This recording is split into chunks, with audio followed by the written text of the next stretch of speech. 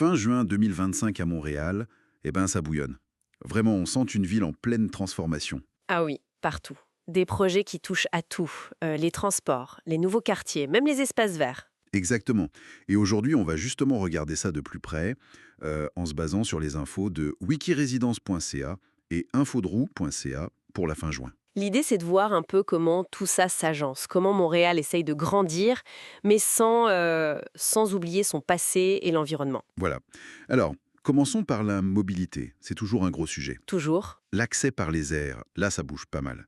À Hull, l'aéroport Trudeau, le plan de vol 2028-2035 avance bien. Oui, avec la modernisation et surtout la connexion au REM prévue pour 2027. Ça, c'est attendu. Et on voit que ça répond à un besoin, hein. Presque 84% de remplissage des avions, c'est énorme. Absolument. Et puis, de l'autre côté, il y a l'aéroport MET à Saint-Hubert.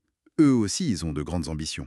Oui, 4 millions de passagers par an, 25 destinations, une navette vers le centre-ville.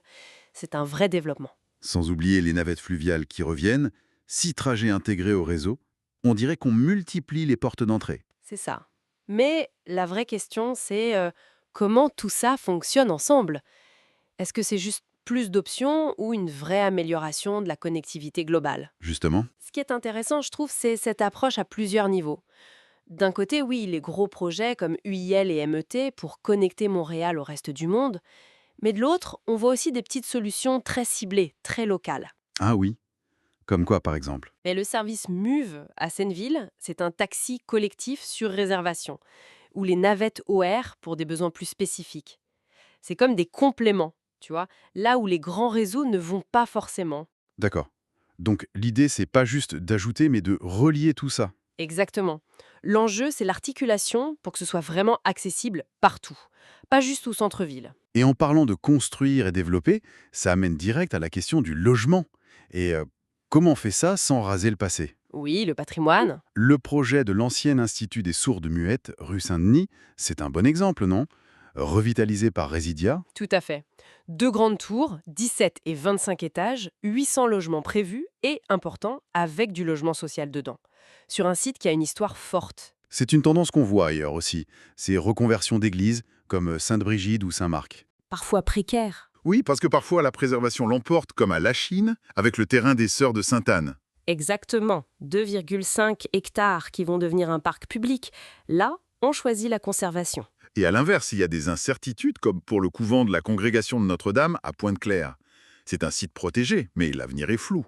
C'est ça, cette tension constante entre le besoin de se développer et le devoir de préserver. Chaque projet l'illustre à sa manière.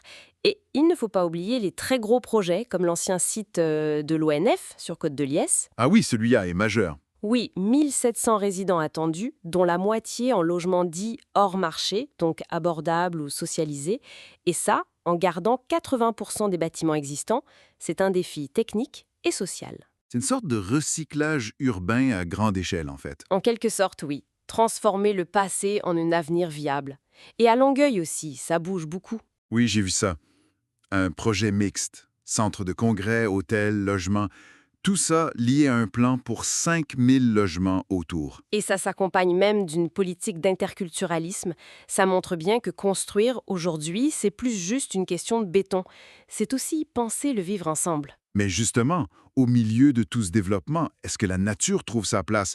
On parle beaucoup de verdissement. Ah ben oui. Et ça, c'est l'autre grande tendance qu'on observe. Le vert n'est plus juste décoratif. L'exemple du quartier d'X30 est frappant, non? Absolument. 20 millions pour créer une coulée verte piétonne de 500 mètres avec 250 arbres en plein centre commercial. C'est un signal fort. On imagine bien les animations des quais là-dedans, salsa, yoga. Exactement. Mais au-delà de l'animation, c'est l'amélioration du cadre de vie, la lutte contre les îlots de chaleur, un peu de biodiversité. Ça a de vrais bénéfices. Et on voit ça aussi à plus petite échelle, c'est ça qui est intéressant. Une toiture végétalisée ici, des panneaux solaires là, comme chez Desjardins sur le plateau. Oui, ou les abribus végétalisés qui commencent à apparaître. 4 installés ou en cours, c'est pas énorme, mais c'est un début. Et même l'art s'en mêle, avec cette sculpture Mère Nature au Parc Jean-Drapeau. 11 mètres de haut, inspiré de Disney au milieu des jardins rénovés. Oui, les jardins des Floralis qui datent de l'expo de 80. Ça montre aussi une volonté de réinvestir ces espaces hérités. Mais est-ce que toutes ces initiatives, petites et grandes, finissent par faire une vraie différence. Mais je pense que oui, surtout quand elles sont connectées aux communautés. C'est là que ça prend tout son sens. C'est-à-dire, Prends Viens lire d'aurore à Merci-Hoche-la-Maisonneuve. Plus de 50 activités gratuites dans 14 parcs. Ça incite les gens à utiliser ces espaces verts. d'accord. Et le projet d'agrandissement de la bibliothèque Saint-Charles, ça va dans le même sens. Tout à fait. Tripler la surface, ajouter un Media Lab, une agora, c'est créer des lieux de vie qui intègrent culture et potentiellement accès à la nature ou à des espaces plus verts autour. Donc, le verdissement, c'est pas juste planter des arbres, c'est aussi comment les gens se l'approprient. Exactement. C'est l'engagement citoyen qui rend ces projets vraiment vivants et utiles. Ça fait une ville plus agréable et sans doute plus résiliente face au changement climatique. Bon, si on essaye de résumer cette fin juin 2025, Montréal est vraiment sur tous les fronts en même temps. Oui, c'est ça. Elle cherche à mieux se connecter, à construire sur son histoire sans l'effacer et à faire plus de place à la nature. Un vrai numéro d'équilibriste, comme tu disais. C'est le mot juste. Et la grande question qui reste, je pense, c'est celle de la cohérence de tout ça. Est-ce que toutes ces transformations, que ce soit la mobilité, le logement, les parcs, est-ce qu'elles dessinent ensemble une vision claire? Une vision pour une ville qui serait vraiment inclusive et durable pour tout le monde, pour toute la population montréalaise? Ou est-ce qu'on a juste une collection de bons projets, mais un peu séparés les uns des autres? C'est une excellente question pour terminer. Le vrai défi pour les années à venir, sans doute. Voilà. Comment faire en sorte que tout ça converge vers un mieux-être collectif?